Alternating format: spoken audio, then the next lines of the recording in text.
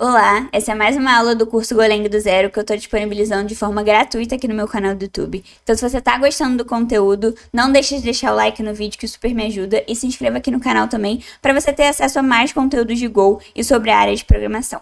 E aí, se você quiser, esse aqui é um módulo inicial que eu estou disponibilizando. Se você quiser um conteúdo mais aprofundado sobre Go, sobre APIs, enfim, como fazer coisas mais avançadas na linguagem, e inclusive eu também faço algumas resoluções de desafios técnicos de vagas para Go lá dentro do Golang do Zero, o link para você se inscrever e ter acesso a todo o conteúdo do curso tá aqui na descrição. Bom, bora agora falar sobre maps. Na aula anterior eu falei sobre arrays e slices, né, que são estruturas ali homogêneas, e agora a gente vai falar sobre os maps, que são ali estruturas heterogêneas, que foi o que eu falei um pouquinho, dei um spoiler, né, na aula anterior, que são estruturas onde a gente, de listas, onde a gente vai poder misturar tipos, né? Aqui, quando a gente estava vendo sobre arrays e slices, todos os elementos tinham que ter os mesmos tipos. Então, sempre um inteiro, sempre uma string. Aqui no maps, não. A gente vai poder usar uma estrutura de chave-valor, né? Usando essa estrutura de key-value, né? Ou seja, chave-valor. Então, o que tiver aqui dentro do colchete vai ser key, e depois o que tiver atribuído a ele vai ser o valor. E aí, a chave vai ter um tipo, e o valor pode ter outro tipo, ou pode ter o mesmo tipo também, tá? Mas aqui é o caso que, se você quiser que ele tenha tipos diferentes, tá tudo bem, você consegue. Então, a gente sempre vai declarar dessa forma aqui, já vou mostrar mais para vocês. E aqui alguns exemplos, né, de como isso pode ser utilizado. Então, por exemplo, a gente pode criar um map de string, que a chave é uma string, ou seja, a chave aqui vão ser nomes, e o valor vão ser inteiros. Ou então a gente pode ter um map de string, então com nome, sobrenome, né, nome, sobrenome, por aí vai. Então uma lista que a gente tem essa duplinha ali de chave-valor. E o map, ele abre, assim, infinitas possibilidades pra gente. Na próxima aula aqui do curso Golang do Zero, eu vou falar sobre structs. Depois que a gente falar sobre structs, eu vou voltar um pouquinho em maps, porque a gente vai conseguir atrelar várias estruturas junto aqui no map.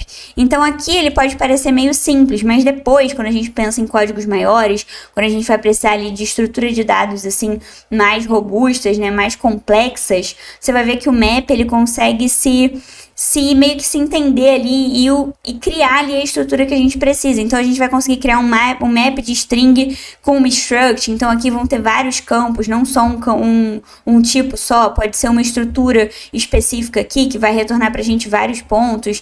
Enfim, então isso aqui vai dar mais artefatos pra gente, sabe? Vai dar mais realmente opções pra gente criar a estrutura de dados que vai ser melhor ali e mais inteligente pro nosso código. Mas vamos começar do basicão, né, que acho que é o mais importante para você entender como que você cria uma estrutura de um map, como que você vai usar, como que você acessa os valores desses campos, né, dessas chaves, e aí depois, conforme a gente for avançando aí nas estruturas, a gente vai aumentando o nível de dificuldade, digamos assim, de como você vai usar cada coisa. Então, aqui eu coloquei um primeiro exemplo, deixa eu até comentar esse aqui para facilitar e não ficar poluído. Então, aqui eu coloquei um primeiro exemplo de como a gente cria um map em Go. Então, aqui eu criei um map de string inteiros. A gente sempre tem que passar esse finalzinho aqui, porque a gente consegue criar de fato. Se a gente não passar isso aqui, a gente não consegue criar um map, tá vendo? A gente precisa dizer pro Go que isso aqui vai ter uma lista de elementos, tá?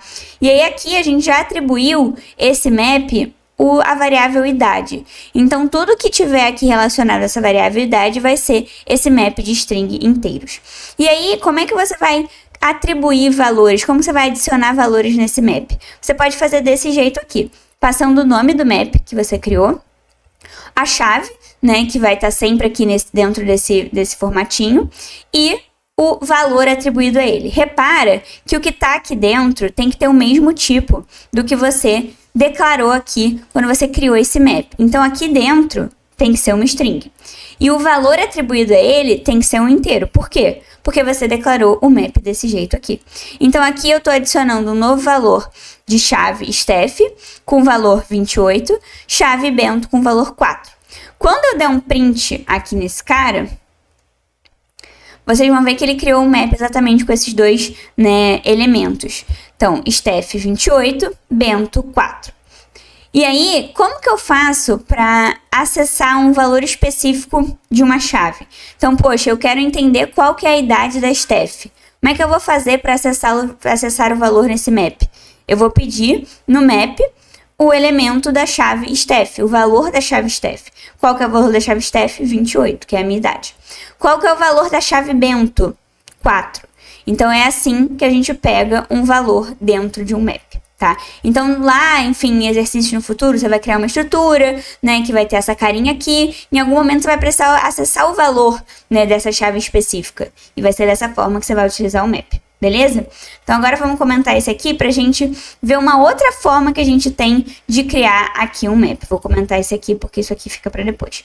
Então, a gente pode iniciar ele vazio, né, desse jeito aqui, e depois atribuir valores ao map, ou a gente pode criar direto o map já com alguns valores. Então aqui, por exemplo, eu criei um mapa para falar o ano do nascimento de algumas pessoas. Então aqui também é um mapa de string inteiro, e aí aqui a chave é o nome da pessoa, e o valor é o quê? O ano de nascimento dessa pessoa. Mesma coisa aqui o Bento e o ano de nascimento do Bento. Quando eu printar esse cara aqui, ele vai aparecer daquele... Opa! É que eu não printei o... Ué, é que eu não salvei, ó. Tá vendo que aqui, ó, tá com essa bolinha no VS Code? Eu preciso salvar, senão, né, não adianta, Stephanie. Então, ó, aqui eu printei esse map do ano de nascimento. Então, aqui veio o quê? Steph, 1995, Bento, 2008. E aí, aqui é a mesma coisa, tá, gente? Se você quiser pegar o valor da chave Steph, 1995, o valor da chave Bento, 2008, tá? Então dá uma brincada aí, cria outros maps, cria maps de int, string, cria com vários tipos, string booleano, string float, dá uma brincada nisso aí pra você entender como é que cria o map, tá? E aí, como é que você pode fazer? Pô, Steph, mas aí eu criei o map dessa forma e aí nunca mais eu posso adicionar nenhum elemento nele, né? Aqui nas listas a gente tem, por exemplo, o append, né? Que eu posso adicionar novos elementos nesse array. E aqui no map, como é que você pode fazer? Você faz desse jeito aqui, ó. Então, você vai botar o array que você quer, né? Da mesma forma que você atribui um valor aqui, você vai fazer a mesma coisa aqui, você vai atribuir um valor novo. Então, eu tô colocando aqui o ano de nascimento do curso Golang do Zero, esse curso de Go, que inclusive eu vou adorar se você deixar aqui nos comentários um feedback, se você tá gostando, se não tá, se a didática tá legal, o que tá faltando aqui no curso, deixa o feedback aqui embaixo que eu vou adorar saber. Mas vamos lá, voltando aqui. O ano de nascimento do curso Golang do Zero, eu tô adicionando o que está sendo o ano de 2024. E aí vocês vão ver que quando eu printar de novo esse cara aqui, que eu preciso salvar de novo, senão não vai acontecer nada, ele já vai adicionar o que aqui?